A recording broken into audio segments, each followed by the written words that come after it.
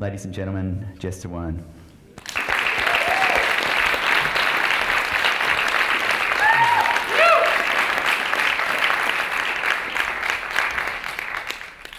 Hello. Okay. I've been in Bellingen for 5 years now, and I've been working up the community garden, planting seeds for everybody. And today I'm going to plant a seed in all of you, hopefully, for an idea. So imagine the sun's coming up, and you get to work, and you're armed with a tiny little paintbrush, maybe two. It's time to pollinate all those flowers and all those trees, 50 acres of trees, and you've got to pollinate every one of them with those little paintbrushes. Well, that's a reality in this world today in some parts of the world. For the last 2 centuries, humans have been developing at an exponential rate. We've taken up more space than any species in Earth's history. To do this, there's been a large cost to Mother Earth and her other inhabitants. Now, we've become reliant on petroleum-based farming that uses chemicals to grow our food, which poisons the world in which it's grown. And now, our future generations are going to have to live through these long-term effects of our practices. Some of those practices we've been doing for years, like cutting down the forest to grow genetically modified crops for biofuel and for animal feed. And we've stripped the oceans for fish. And now our youth have to live through these long-term effects of things like genetically modified cross-pollination and chemical runoff from our fields into rivers causing fish kills. We've desertificated heaps of land, which once was arable land. And we're causing extinctions every day. Insects, they outweigh humans about 15 to 1 in this world. They're the little guys who work tirelessly, trying to keep the world in balance so that we can survive. One insect in particular has played a huge role in humans being able to develop the way we have, the bee. They're the little guys who dance and sing through the fields, attracting pollen to the statically charged bodies, and then spreading the love, or the pollen, from plant to plant, helping produce the wonderful array of foods that we enjoy today. We don't know everything there is to know about bees, yet we've been farming them for over 2,000 years. The Egyptians used to carry them up and down the Nile to pollinate date palms and other crops. They used to believe that honey was like liquefied sunlight. The bee gathers nectar from the flower, puts it in its honey stomach, mixes it with enzymes, and then puts it in the hive. They evaporate water out of it, and like magic, it becomes sweet, perfect honey. But the bees are finding it hard to cope in our modern world. Since about the 70s, to the late 70s, hive losses have been rising steadily all around the world. In some cases, in the past decade or so, some people have lost 90% of their beehives in 1 year, which is about 3 times more than expected. In about 2007, scientists and farmers in America came up with a new phrase for this problem that we're facing. It's called colony collapse disorder, or CCD.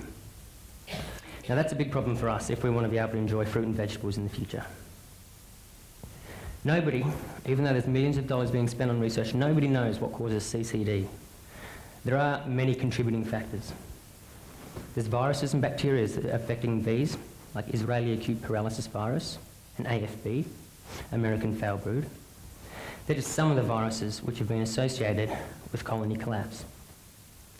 In the rest of the world, mainly America and the rest of the world, there's a little parasitic bug called varroa mite.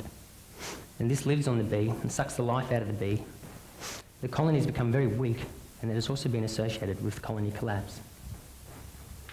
Also, our farmers who actually farm bees, they rely on artificially inseminated queens. Many people argue that this is weakening the genetic gene pool of bees. So what we have to do is allow our bees to mate naturally. When they do this, it's quite amazing. The queen bee flies into the air, tens and tens of metres, with all of the male bees from her hive and other hives chasing her. Because she's so big and strong and she flies so fast, only the strongest of those males can mate with her. And this actually ensures those genetics in the hive. Another thing that's really been troubling the bees is our farming methods. Monocultures and monoculture cropping. These are massive sections of land that are pretty much made up of only one type of plant. This plant only flowers for a very short part of the year. For the rest of the year, it's like a desert to bees. It's bereft of nectar and pollen. These crops, the only way these crops can survive is through massive chemical usage. Some of these chemicals, a lot of these chemicals, have been designed to affect the bees' nervous systems and other insects, disorientating them to the point where they don't return home at the end of a day's forage. Now, I think Australia is a pretty lucky country. We're the only country that exports live bees. We're an island nation, and that's helping against all the things that the bees are suffering from around the rest of the world. We export millions, hundreds of hives and millions of bees around the world to pollinate these monocultures. And it's a one-way trip, because when they get there, they get sick. So sick, in fact, that we don't even want them back. Now the bees, even though we export them in Australia, and we don't have varroa mite, and we don't have a few of those diseases that are threatening bees in other parts of the world, we are losing bees. There was a couple, they were here just the other week, and they're from South Australia. They were telling me about, they lost over 50% of their hives in under 10 days after the grapes that around their property were sprayed by a local farmer. Very sad, very sad. I don't think this has to happen here. It doesn't have to happen in Bellingen, and it shouldn't actually happen anywhere, because there are alternatives. And bee sanctuaries around the world and around Australia will and can grow to try and come up with solutions to using these chemicals. The aim of the bee sanctuary is to invite discussion between farmers and council, community, and people who grow all types of food, and to try and talk about what chemicals are used in our local environment, and to work together to try and come up with alternatives and plans, solutions to move to a chemical-free food network that's beneficial to us and our children and the future. You see, I think, because the bees are so small, that if we're looking after the bees, we're looking after the whole environment. By looking after the bees and reducing chemical usage in public spaces, we'll have cleaner water, we'll have good genetic diversity in our natural floral ecosystems, we'll have heaps of honey, lots of veggies and fruit for everybody. We've got to work together to create a dialogue to try and come up with these methods so that we don't have to rely on chemicals, so that our food network can thrive. There's many ways we can all play a part in this. If we're choosing flowers and plants for our garden, we can choose plants that flower at different times of the year so that the bees have food all year round.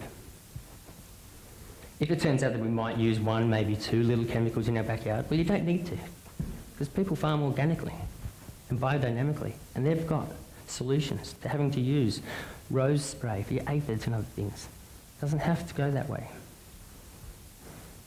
We as a community can create a bee sanctuary, which is creating a connection to the earth that's very rarely seen in the world today. And hopefully we can create a model that other people want to take back to their towns so that they too can look after bees in their region.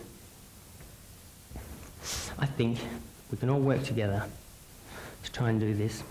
Bellingen Shire Council is now about to publish their chemicals that they use and buy on their website due to the pressure that this community has put on them.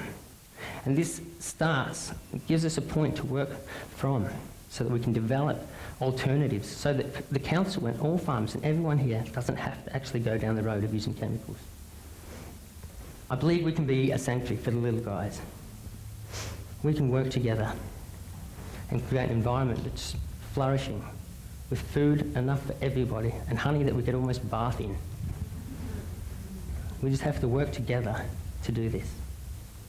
So I ask you all, if you think you can help, please come get in the buzz on bees. Thanks.